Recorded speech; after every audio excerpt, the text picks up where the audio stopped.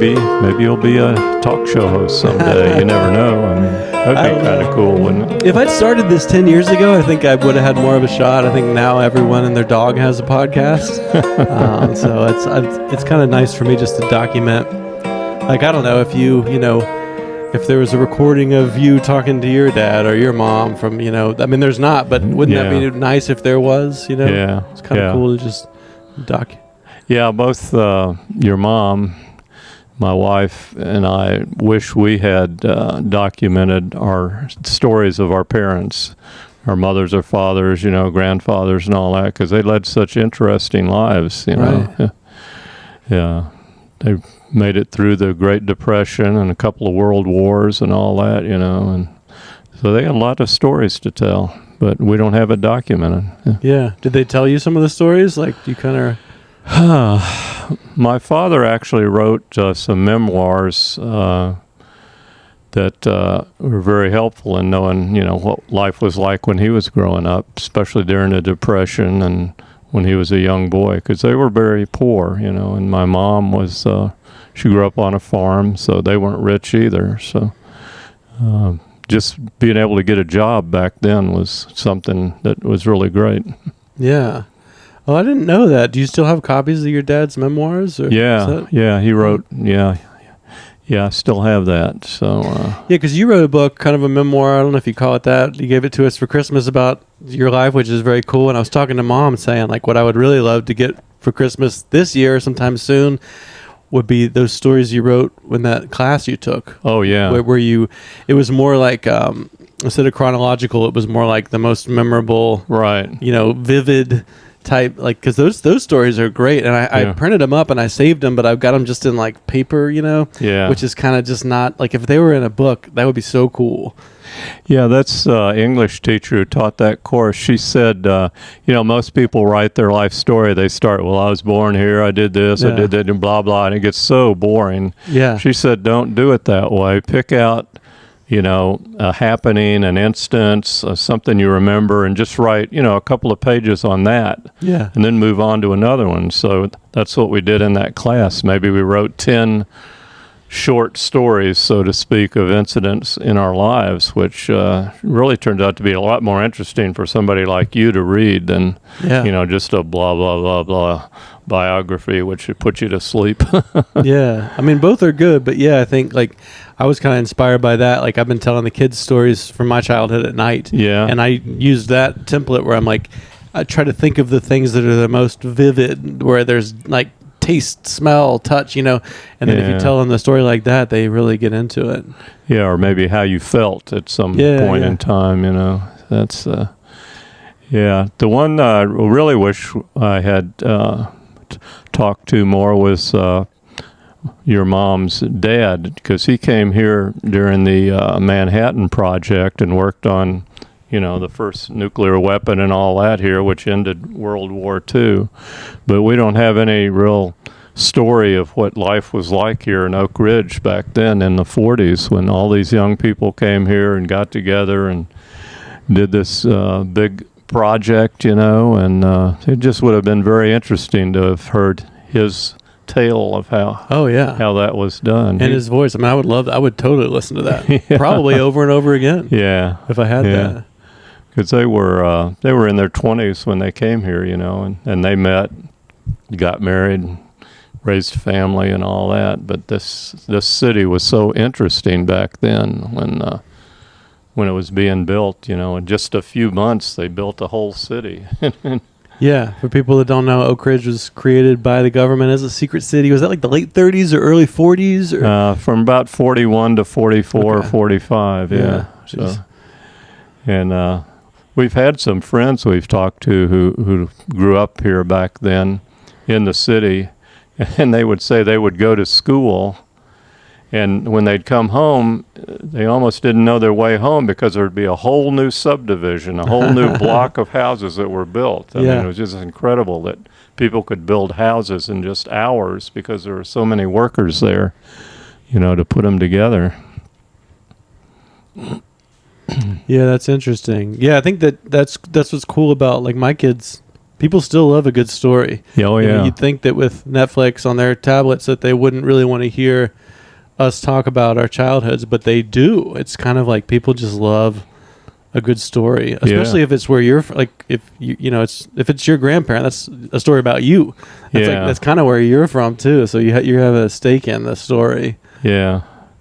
Yeah. Like, my grandfather, he was a school teacher in some of these real rural counties out west. I mean, it's like the only people coming to in his school were, farm kids, you know, and he had one class, one room, and it was grades 1 through 12, you know, and there was all these kids in there, all different ages and everything, and he was a one-room schoolhouse, and even had outhouses on each side of the schoolhouse, you know, and one pump out front for water, and we would take him out there when I was living out west. We would take him out there and drop him off, say on a Sunday, and the farmers would put him up in their house, and that was how they paid him. They gave him room and board for that week, and then the next week another farmer's family would take him in,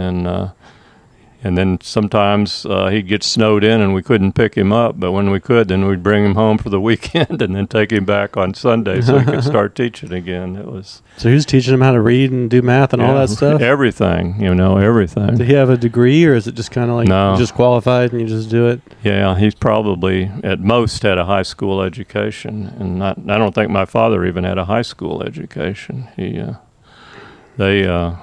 Most of those people back then, they ate what they grew. You know, they would have their own farm, their own, you know, they call it a truck garden. Like my father, his family would have a truck garden where they would grow all their own vegetables and all that, and then they'd sell it on the roadside to people who would come by and buy it. And his mom would make pies that she'd sell for like 10 cents a piece to, you know, construction workers or truck drivers or anybody that would buy it, you know, and if they couldn't sell their stuff, you know, they went hungry. Yeah. So that's how they survived. And they always hoped at least one person in the family, they had like 6 kids, that one person would have a job so that, you know, they could support the family. And if nobody had a job, they were really in big trouble.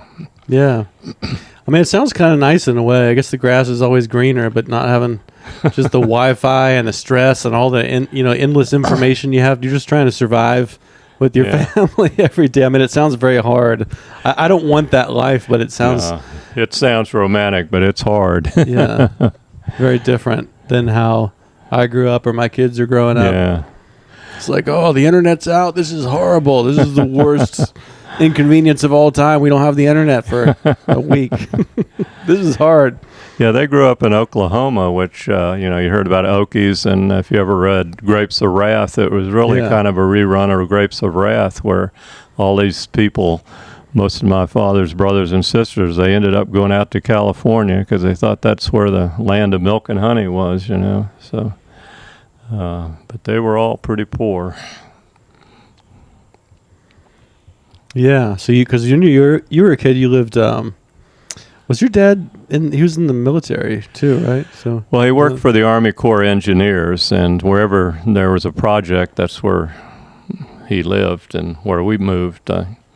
I've lived in Nebraska, then South Dakota, then Alaska, then California, then New York, and then we finally moved to Virginia, and then we kind of stayed there. But how does that fit into the timeline about the teaching when he was doing the teaching? My grandfather? Yeah, when we were living in South Dakota, that's where my grandfather was teaching in the rural farmlands out in South Dakota. So your grandfather was teaching school at that time, and your dad was stationed there for... Yeah, they were building a dam on the Missouri River, so he was part of the Army Corps engineer that was, constructing that dam. Was there a particular place that you lived that you liked the most, like Alaska or somewhere that was like extra, you were sad to leave that was...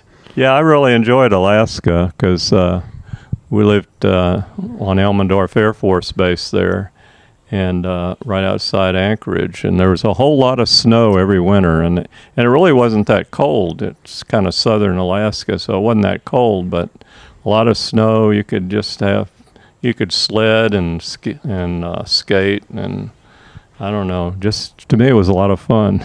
Yeah, I've always I really enjoyed it. To go to Alaska. Yeah, I was like second, third grade, something like that. So.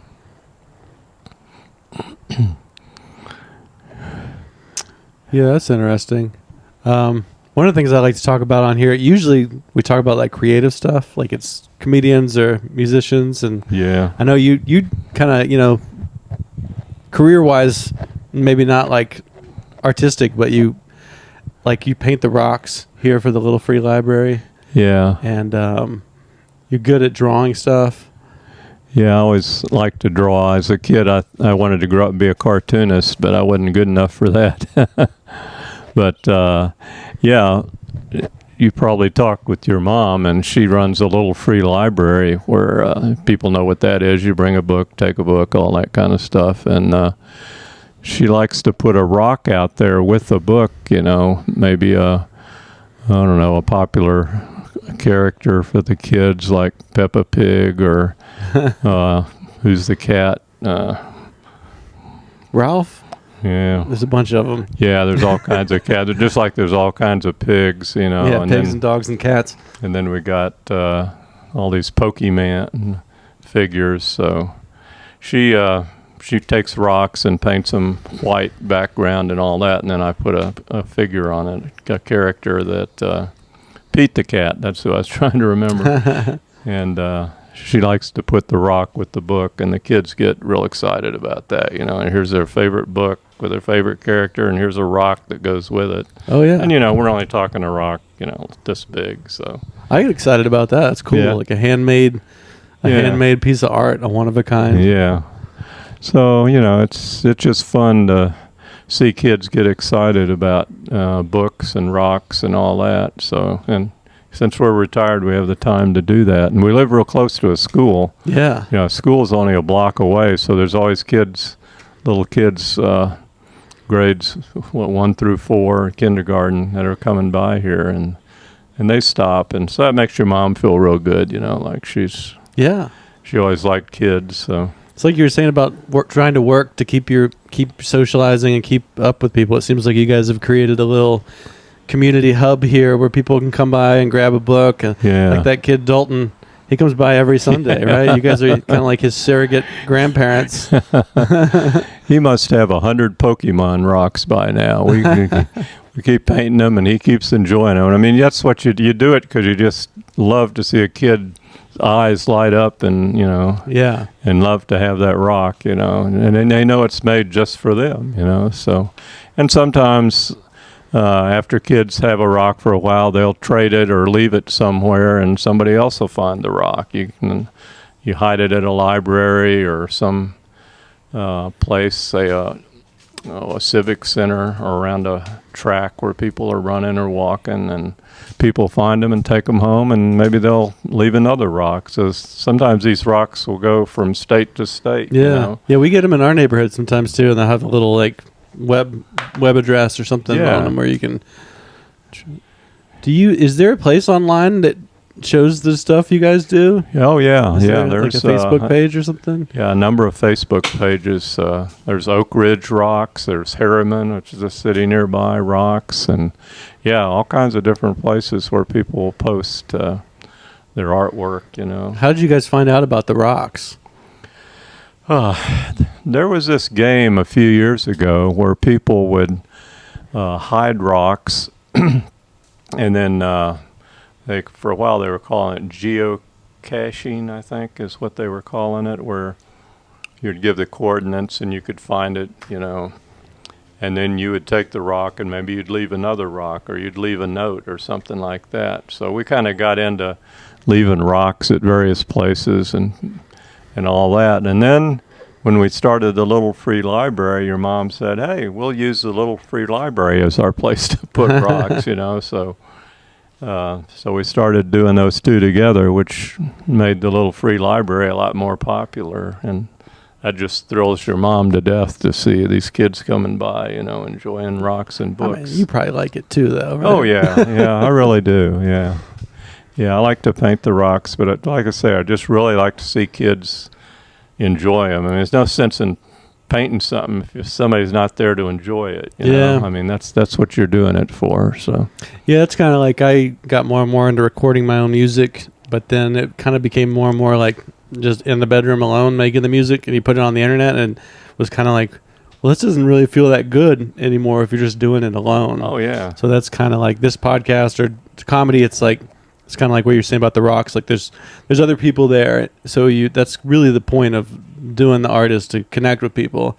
It's like, it doesn't matter how good you feel like it is if nobody else enjoys it. Yeah. Or you're not making songs with people or having conversations with people, or there's not an audience there for the jokes. It's like, it's like if a tree falls in the woods, you know, it's kind of meaningless if you're alone. Yeah, that's true. I think art and music and all, those are the great mediums that reach out to all people, you know. It doesn't make any difference, age, race, gender, you know, whatever, ethnicity. Those are things that reach across so many boundaries. Yeah, people like Dolly Parton, Tom Petty are like the only things that everyone agrees on that's good. You know, It doesn't matter what political views you have. It's like you can go to a place where there's music like that, and it's like everybody's together enjoying it. That's right. I like that about it. Yeah. Yeah, I wanted to ask you too. I think one of the fond memories I have of being a kid too is you used to tell us stories every night. You know, I tell the kids stories every night. Yeah. It's kind of like a secret skill, to being able to you just kind of make up pirate stories and stuff at night.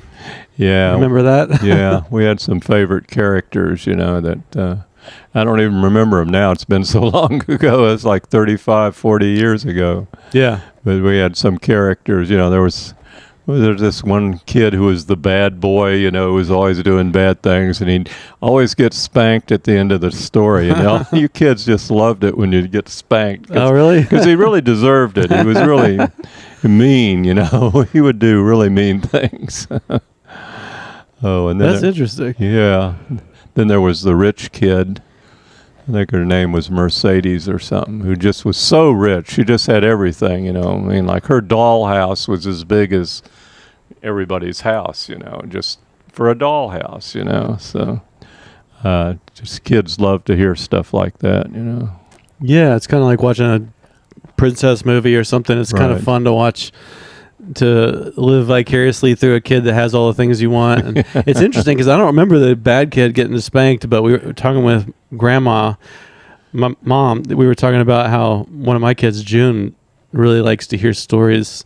She's like, tell me that story where you stole and you got in trouble. Like there's something about kids when they see another kid get in trouble or something. Yeah, they do. I just think that there is that desire to see the other kid get it, you know. Not me, but that kid. You know? Or like, I think with me too, it's like maybe you're worried that you're a bad kid, so you want to, if you hear that your parent made mistakes or something too, there's a level of that where you're like, oh, well, Dad got in trouble too. Yeah. But he turned out all right. Yeah. Yeah. Was that something that you'd done before when you were dad, like making up stories, or was that just something that, how'd you stumble onto that? Gee, I don't know.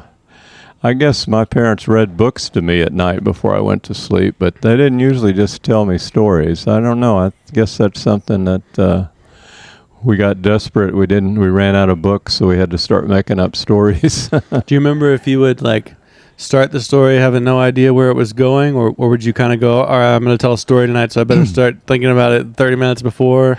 I think when we started off, we weren't smart enough to know we needed to have a place where the story was going, you know. And then after a while, we got a little better at it. So, yeah, you know, it's like painting yourself into a corner if you don't have an idea where the story's going. Yeah, because our kids have their own rooms now, and June, in her room, she's got the thing I can hang upside down in, you know? Yeah. So every we take turns, but every other night I'll hang upside down from my back and I'll tell them a story. And if I can think of a new one, I'll tell them a new one. But if I can't, then they'll do one of their favorite one, and I'll just keep exaggerating it. And you know, Eleanor, who's almost 13, she really likes it. I'm kind of surprised I'm really surprised how much they like it. So I've been thinking a lot about the stories you would tell me, because I was like, yeah, that's just it's kind of a timeless thing, even in the age of the internet. Like, you want to hear your parent make up a wild story. Or Yeah, I think the thing I think is so great about it is it makes kids use their imagination, because if you're just watching something on a boob tube or internet, you're not visualizing things. But when you're telling a story, you visualize it, Totally. Like, if you remember, we've done that a lot when we go to the beach, when we have the pirate treasure hunt, We go to the beach and we'll hide some treasure chests somewhere, and then we'll tell the kids a story about how Blackbeard or somebody left a treasure there on the beach, and then we'll go hunt for it. And you can just see when you're telling the story about it, the kids' minds just, they're visualizing pirates and buried treasure and all that. So it's really fun to watch them thinking about that. Yeah, like my favorite way to stream content, I watch some stuff, but I spend so much time on a computer for my job that the vast majority of the content I get is like podcasts through my ears. And it's kind of like what you're saying, where like you can watch it, but I would prefer not to watch it. I would prefer just to hear it and then imagine everything. And to me, that's like more mind-blowing to just have somebody talking to you and you have to dream it all up in your own head. Yeah. I don't, there must be statistics on that, but I got to think that helps a kid's intelligence to to be able to use his brain it's more to active think about and less it. passive. It's not instead of just sitting there. Rotting your mind with the Tide commercials. Yeah, right. Just all this stuff just being thrown at you, all this visual stimulation. Yeah. Because when I was growing up, we all had, we listened to the radio. We didn't even have TV. Yeah. Whether it was the Lone Ranger or Cisco Kid or Sergeant Preston of the Yukon, and just all these characters that you were just listening to what the story was going along, and like sound effects and voices. Yeah, the sound effects. You had to visualize what these people were doing. That's so much cooler than TV. Yeah. Do you remember like what age you were when you got your first TV? Or when you went from radio to TV? Oh, she is probably 8 or 9 years old. Yeah. And back then you only got I think it was 3 stations, it was ABC, CBS, and NBC, and that was it. And they'd come on at 6 in the morning and go off before midnight. So they're still all 3 there. They really, I mean, they're not the big ones anymore, but they Netflix is probably bigger than ABC maybe. But I mean, they've really stuck around, haven't they? Yeah, they really have. None of the 3 original ones went extinct. Yeah, and they're all into streaming now too. I know, especially NBC and Peacock. Yeah. So you got to keep up with the time or go out of business, sort of like Blockbuster, Yeah. Remember when Blockbuster was big? Oh, yeah. Doesn't seem that long ago. Yeah. I remember, even as a kid going and you'd rent those 3 movies, take the little peg off and rent the 3 movies for the weekend. And it doesn't matter how bad the movie was, you were happy to watch it. Now you watch 10 minutes of something, you're like, I don't know. Yeah. I could watch anything. Right. Yeah. Yeah. Yeah, we've gotten spoiled. Do you remember the first time you saw a TV in somebody's house? Yeah, before we had a TV, I guess we were at somebody else's house. At the Jones house? Yeah. But I'm sure, in places like Alaska and South Dakota and, oh gosh, there weren't any TVs back then. Probably New York was probably the first time I probably went to somebody's house.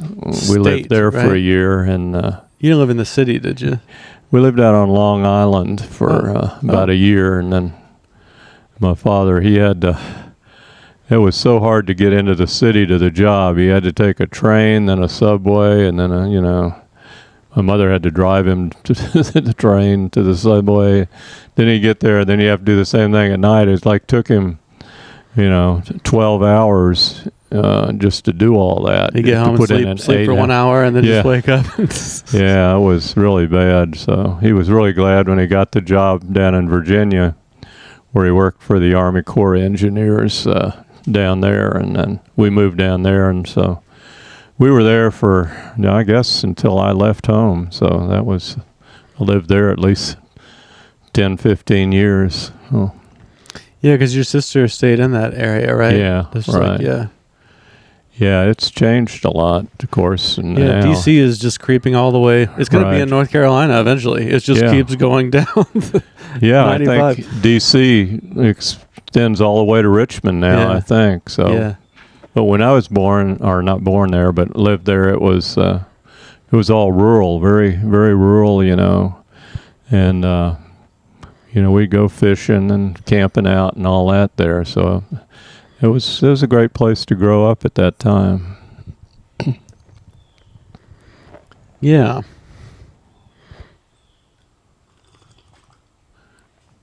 See, I was talking to Mom about how you guys lived in this house you guys have been married over 50 years and you lived in this house over 50 years, right? Or we've lived here 51 and a half years. Yeah, that's even for me. I don't think I know anyone else whose parents are like still married in the house that you were brought home from the hospital, and it's pretty crazy. It's been like more than a half a century you guys have been married in this house. It's pretty crazy. That's like very statistically rare.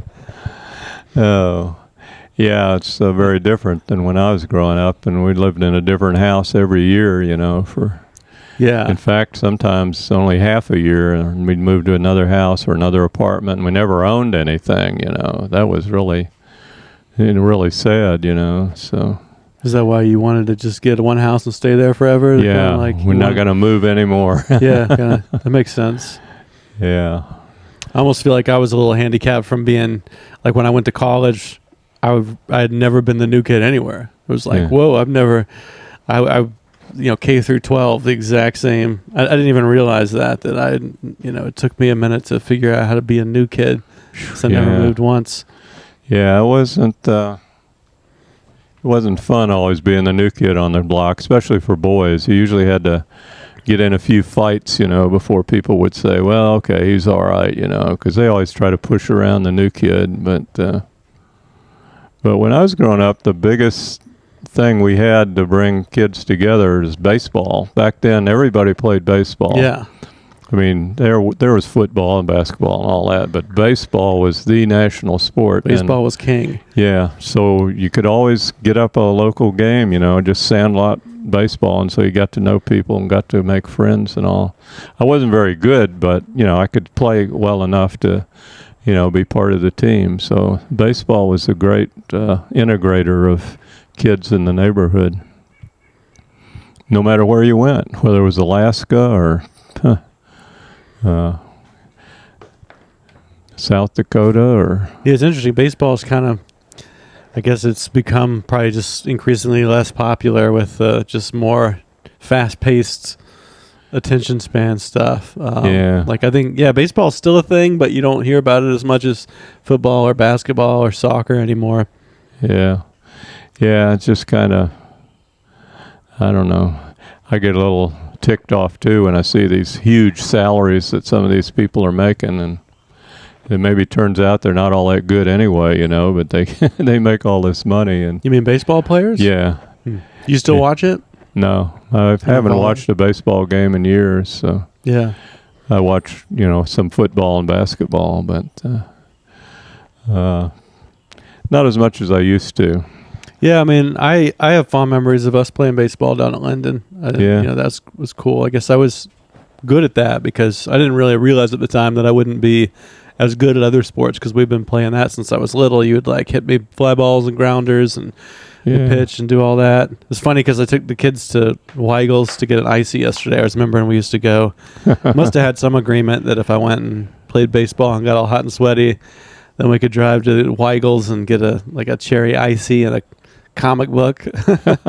That's right. After every game, we'd go to the icy or go to the Weigel's, and you'd get. We went to the same Weigel's yesterday, and they had the same. People don't know what that is, but it's this icy bear, and it's like they have a cola side and a cherry side. And I took a sip of it. It was exactly the same.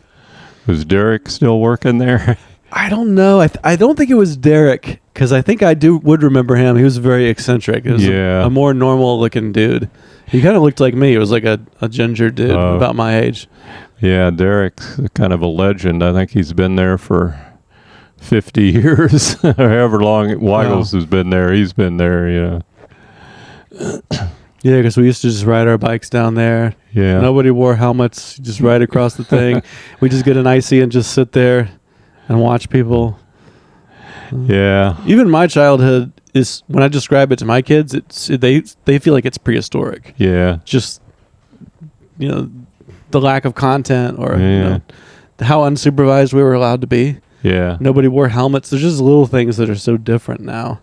Didn't you look back, think how innocent you were back then? Oh, yeah. I mean, you didn't have any worries or troubles or, responsibilities, really. I mean, I would worry about getting, beat up by kids and stuff like that. But, I mean, definitely no, crushing responsibilities like a mortgage and your kids. And you're I hope they turn out good. But how much control over that do I actually have? So, yeah, I mean, I think just the freedom. It's like when you're a kid, somebody's always telling me what to do, but you also are very free in that you don't have to just mostly every hour of my week I have to spend at my job or maintaining a house or it's just the crushing, never-ending responsibilities of adult. It seems like you guys have kind of reached a nice kind of golden era now where you can.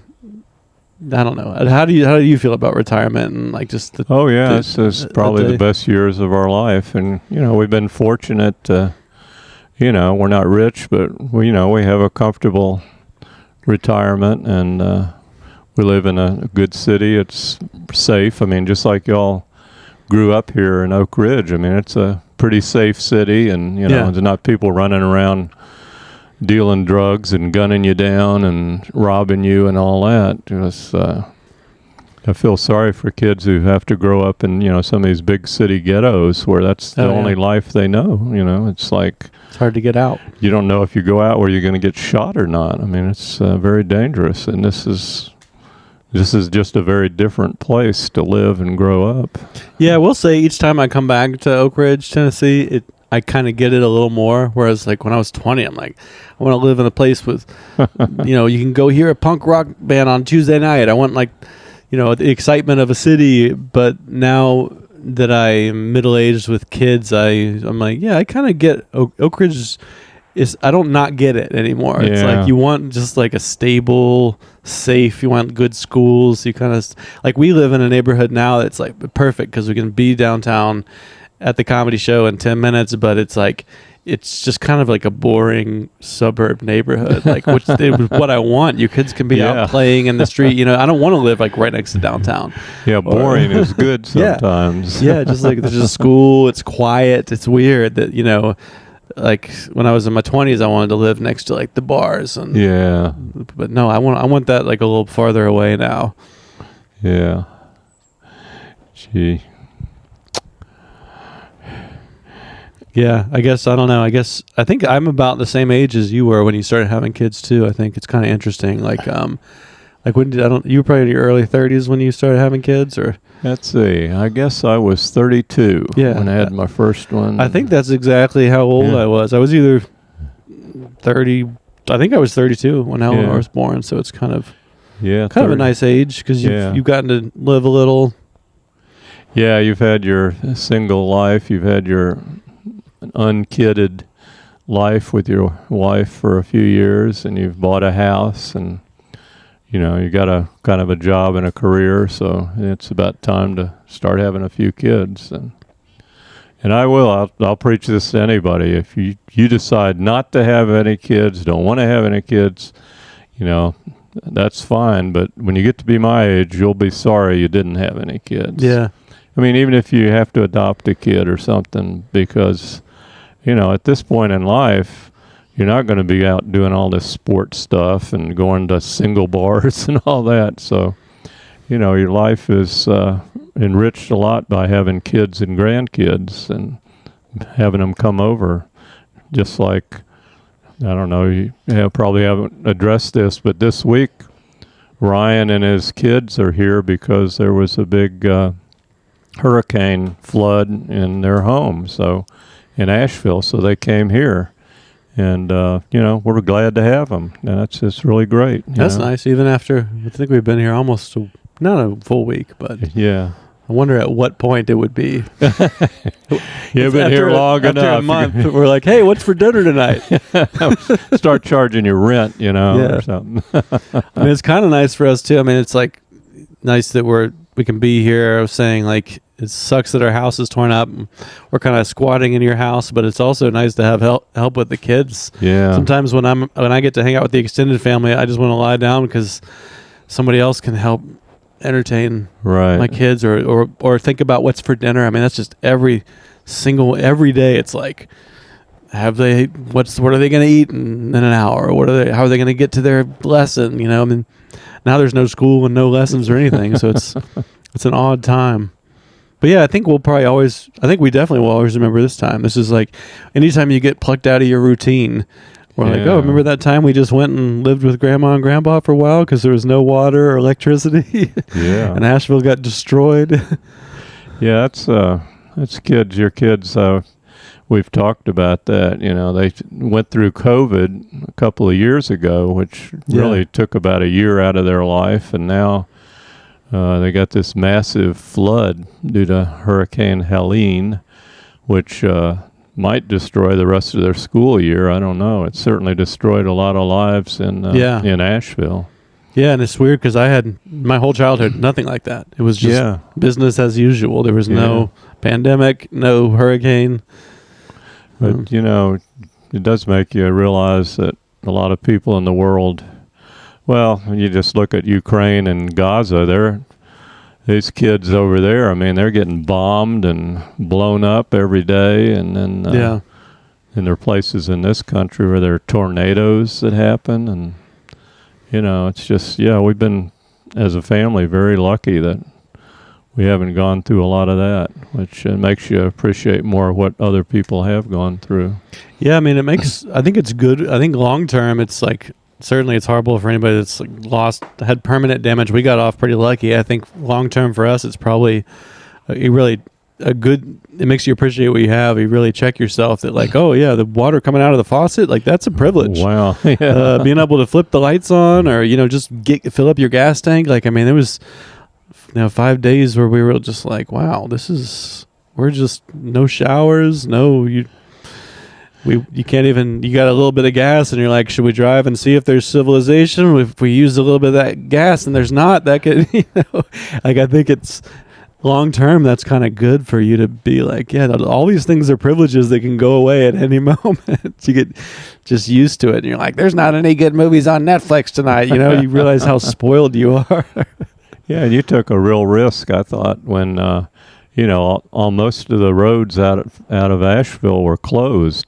Bridges had been washed away, and some interstates just totally collapsed. And we're looking for any way you could get out of Asheville and find civilization. And you just took a gamble that maybe this one road would work because Waze put you on there. And we had a neighbor that came over that's like, we heard a guy made it through Greenville. It was like old school. You had to be like a neighbor walked up and they were like, all right, so we heard that this other guy. And then you're like, okay. But don't tell anybody because then there'll be thousands of people trying to go that way.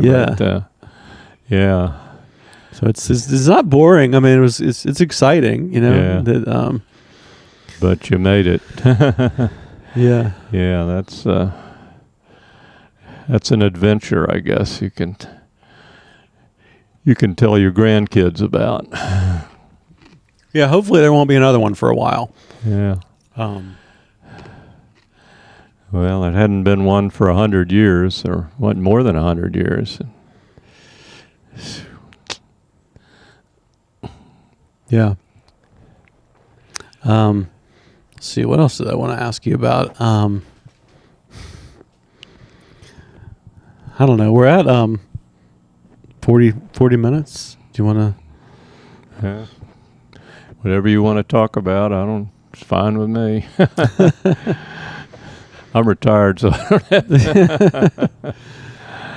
have Do you ever listen to podcasts? Is it a thing that you Yeah, I have actually on some of my business trips. I've listened to some podcasts, and But I really didn't want to listen to any more political stuff, so I kind of try to avoid that. Yeah, you know? I'm avoiding that too. It's not. Yeah. It's just not a good thing to be upset all the time. It's Yeah. I also got so I stay away from a lot of sports too, because I get too into it. You know, Like sports. if your team loses, you get upset. Yeah, right. So sports and politics and religion. That's another one I'll throw in there. Just kind of, you know, and I'm not preaching to other people. That's just for me. I got to stay away from those things because they get too intense, I guess, is what I'd say. So I just don't want to go there.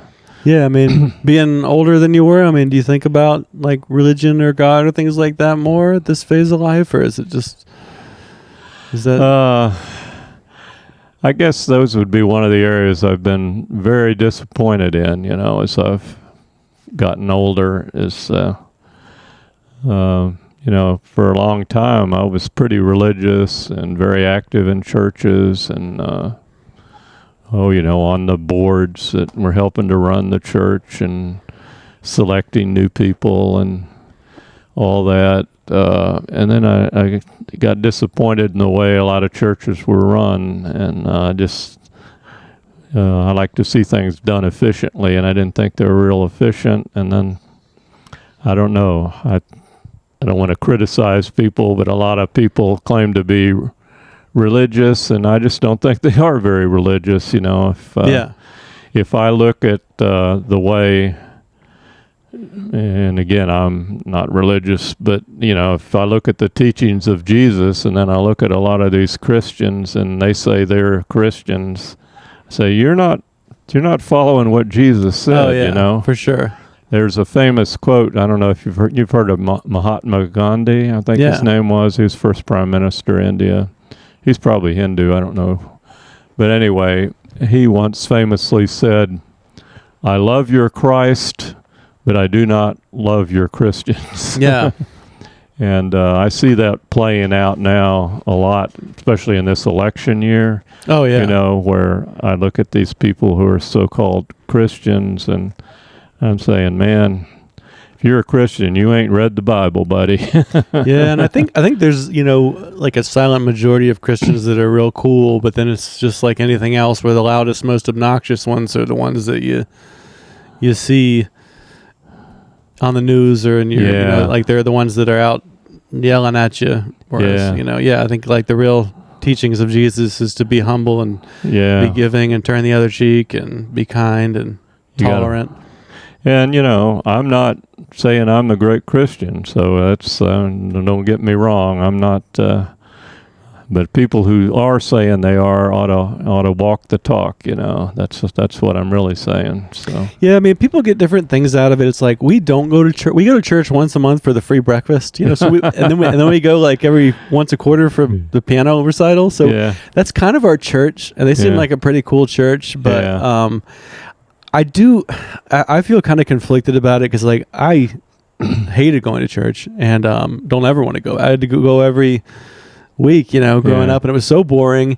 But then it's one of those things where like even though I hated it, I look back and I'm like, well, we did go on a lot of trips. You know, there were like church trips, and there was like a church basketball team, and you talked about stuff. So I'm like, well, my kids aren't going to church.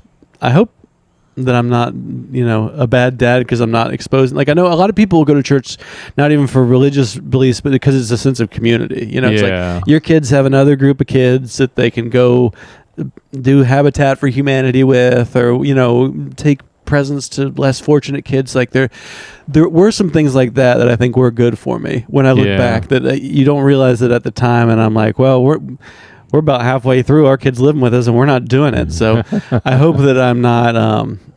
I guess as a parent, you're always trying to go like, how much energy and time do I have? And you want your kids to try some sports and try some, you know, you want them to turn out good. And we're not doing church, so it's an experiment. You guys did church.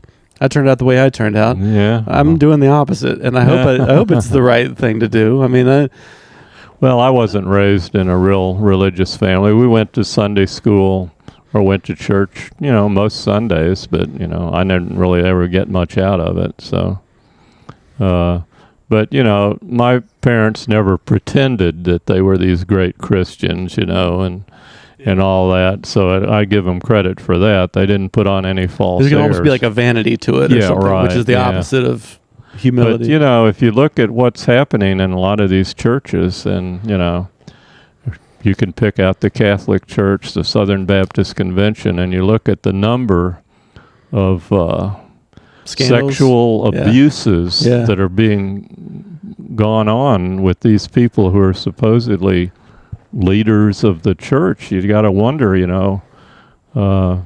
it's not good, and that doesn't mean they all are that way. I'm certainly there.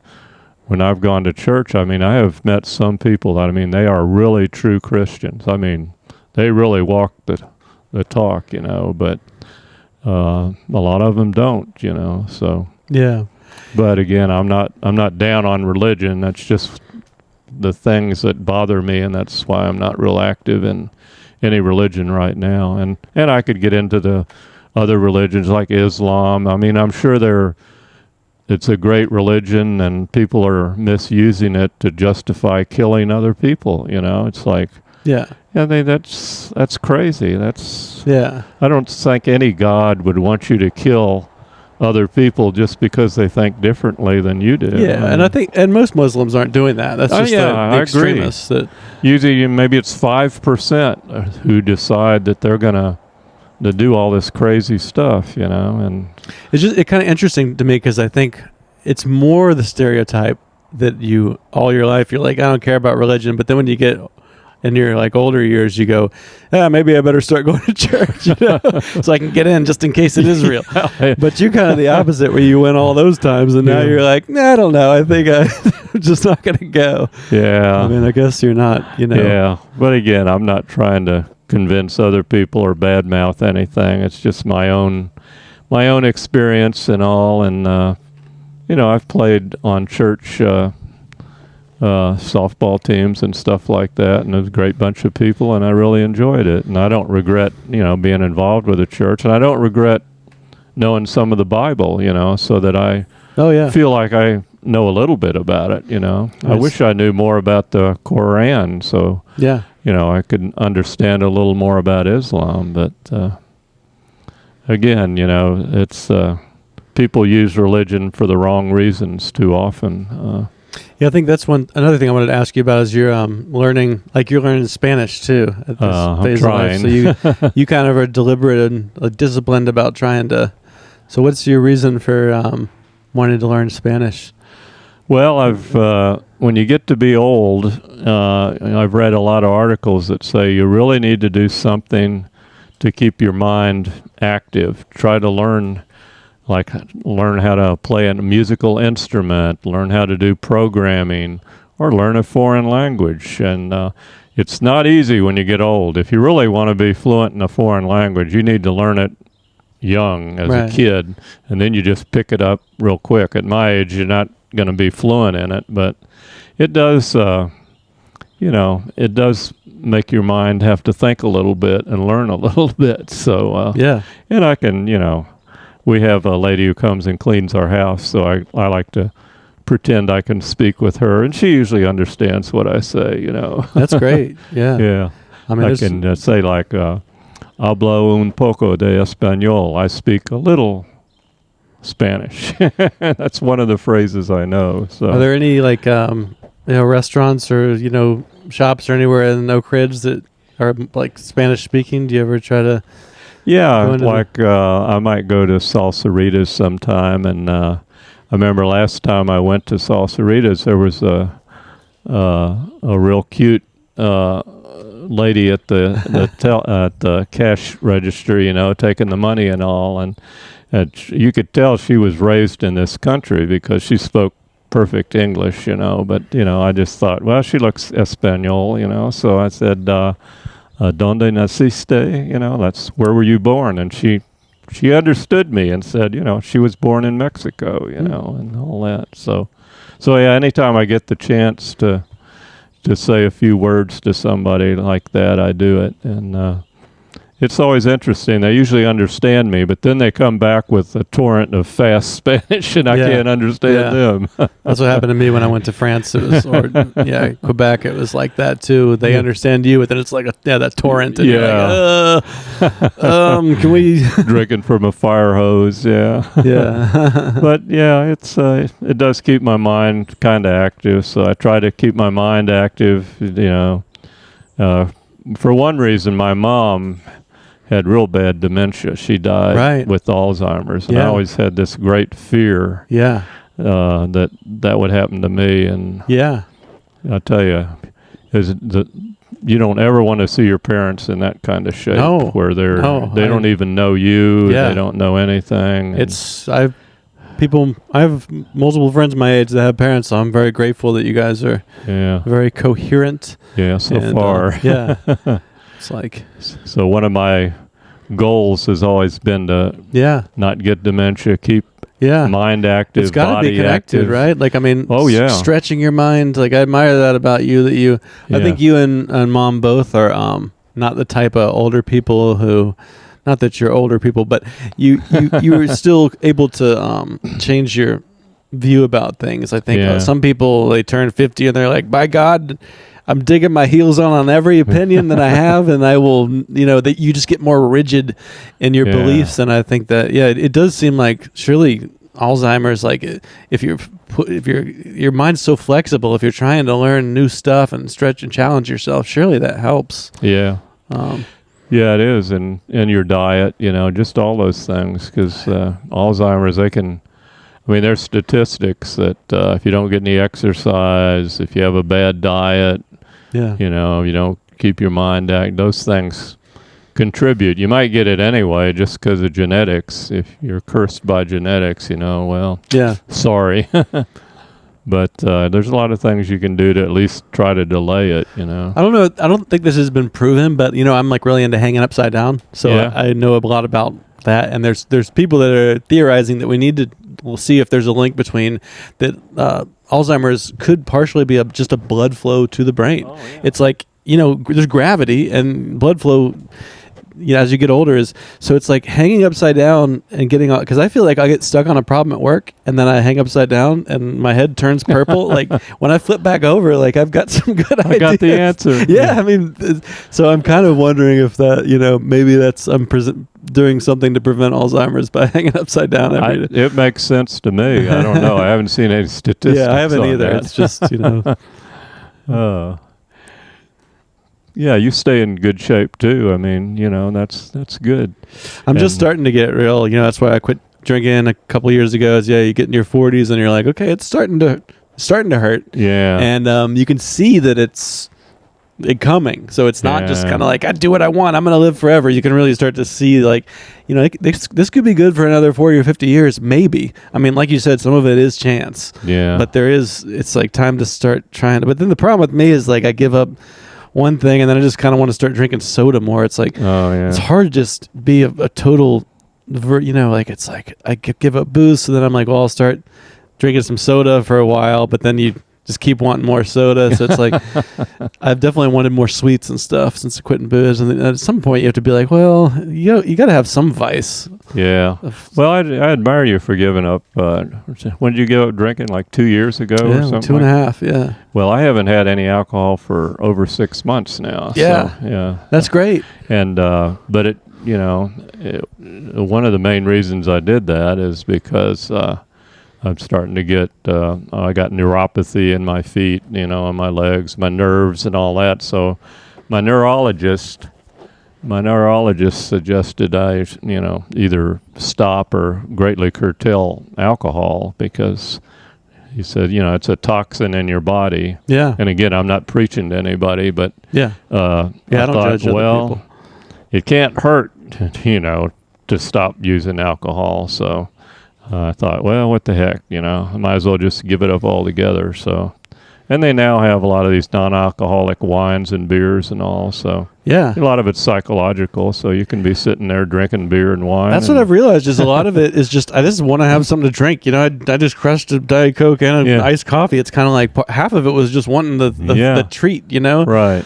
So, but was it hard? Like did you have the detoxy first couple months? Because I found it very difficult for the first 100 days. No, I really didn't. I was probably drinking maybe some more than you were, but yeah. Well, I wouldn't consider myself a heavy drinker, but I probably drank more than I should. I'm like, I don't know. I probably averaged maybe 2 drinks a day, but probably more on the weekend, especially if you go to a party, and then you drink.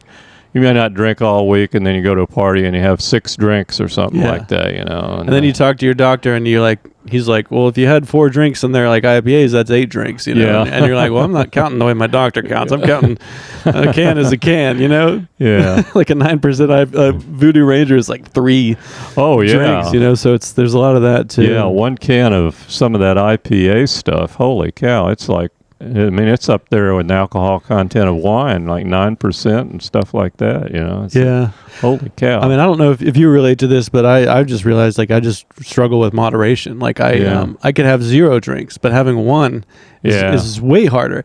And it's the same with, like, doing comedy or podcasting. It's like, I get excited. I want to do a lot. So I just don't really do moderation. So I'm starting to be more deliberate about, well, if I'm going to binge out on things, maybe some of these things could be good things, like having conversations with people and not drinking, whiskey or whatever. Well, yeah, it's like, you're right. It's, if you drink 1, then you got to have, but it's like that with a cookie, You're going to say, well, okay, I'll have a cookie. Well, that was pretty good. I think I better have another. First thing you know, you've eaten a dozen of these 0 cookies. Or the whole sleeve. Yeah. So I don't know if that's maybe because I think for some people it's not like that. They'll be like, oh, I'll buy a 6-pack of the beer I like and I'll have 1 and I won't have the rest. But for me, it's like when I have the 1, I don't consider myself to be an alcoholic, but when I have the 1, I become a guy that wants another one. You're right. Yeah. And he's gonna probably have it. That guy has to have a drink, and then that guy, right. And then the guy that's had 3 is like, well, he's not even the same guy as the first guy. He's just like, woo, we're having a good time tonight. Yeah. And then that's like, I don't regret, but I enjoyed it a lot for, I guess, like 20 years or a little more. So it's like it was a good run, and now I'll just kind of binge out on other things. Well, I started, I never drank much until I got into a fraternity in college. And then, we'd have the big fraternity parties all the time and drink a lot. And, the one thing negative about guys is it's like, I don't know. Macho to drink a lot? It's macho, yeah. The more you can drink, the more of a man you are, you know. It's like, that's really, and when I look back and think about all these guys in my fraternity, I know half of them turned out to be alcoholics because they were putting away the booze. A lot of, some of it, the heavy stuff too, not just beer, but, and they flunked out of school, and it wasn't that they were stupid, other than they were just drinking drunk. A lot.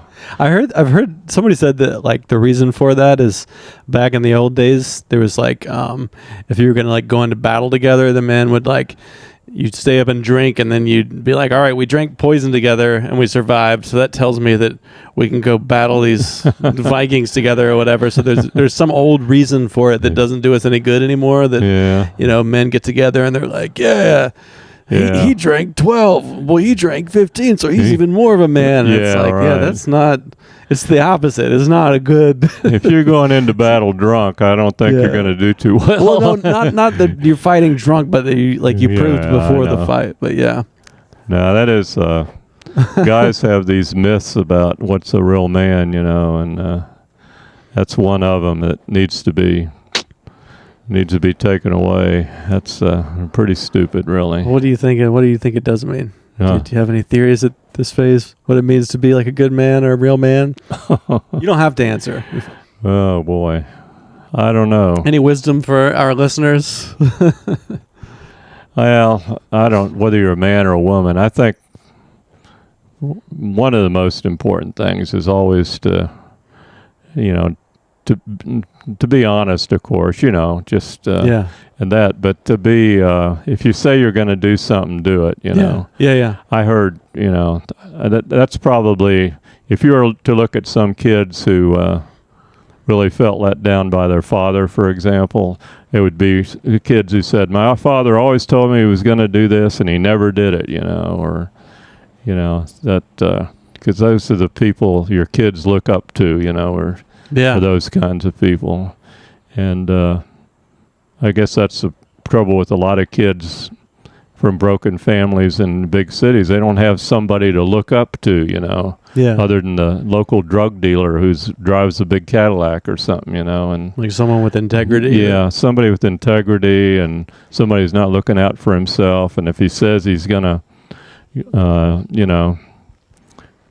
put you through school, he does it. Or if he says he's gonna, take you somewhere, and he honors that promise. So to me, those are the people that that aren't just thinking about themselves, but are looking out and thinking of other people.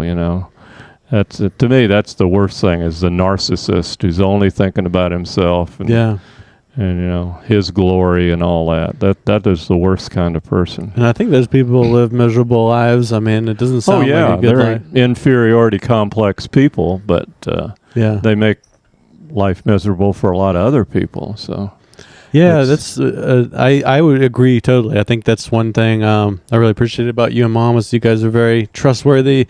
You say you're going to do something, you do it. You're dependable and reliable. So I feel that I'm that way. Like, I'm married to somebody that's that way. So that's really important to me. I guess that's just kind of the way it was growing up. But then you get older and you meet other people and you're like, oh, other people have parents that said they'd do a thing and they didn't. So I really appreciate that about you guys. Thank you for that. There's nothing worse than, and I'm sure everybody has examples where, you could be putting on a big shindig, you could be putting on a party, you could be giving a presentation, and you're depending on this other person who says, okay, I'm going to get you what you need to do this and make a success, and they let you down, time after time.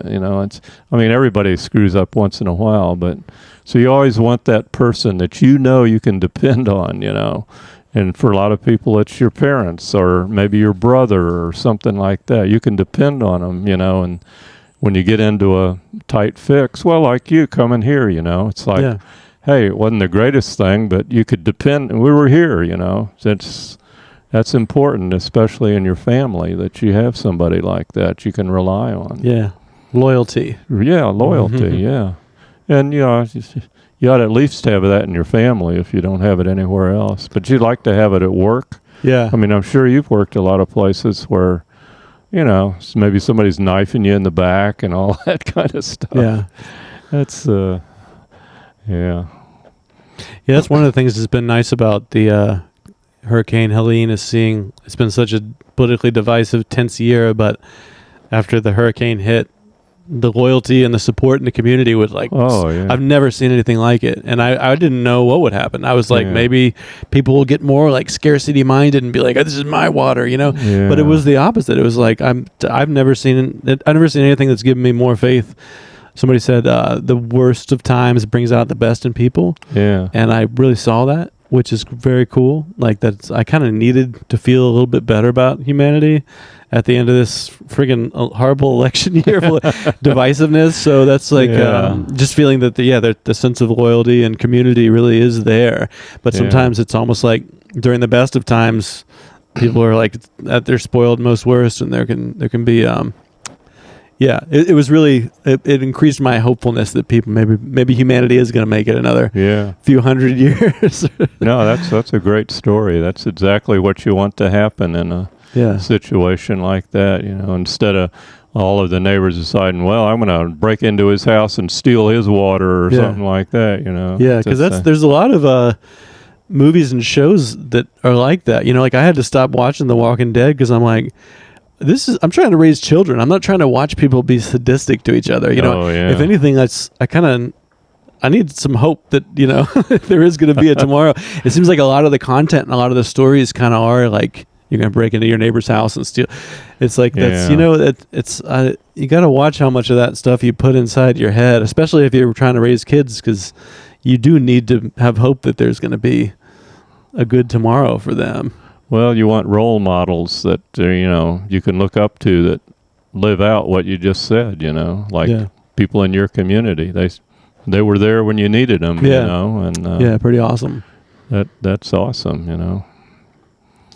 Yeah, you always got to have hope, no matter how bad things are. If you don't have hope, boy. Yeah. Well, that seems like a nice, hopeful place to end. We're at just over an hour. Oh, wow. So, yeah. Did an hour with you, an hour with Mom. I think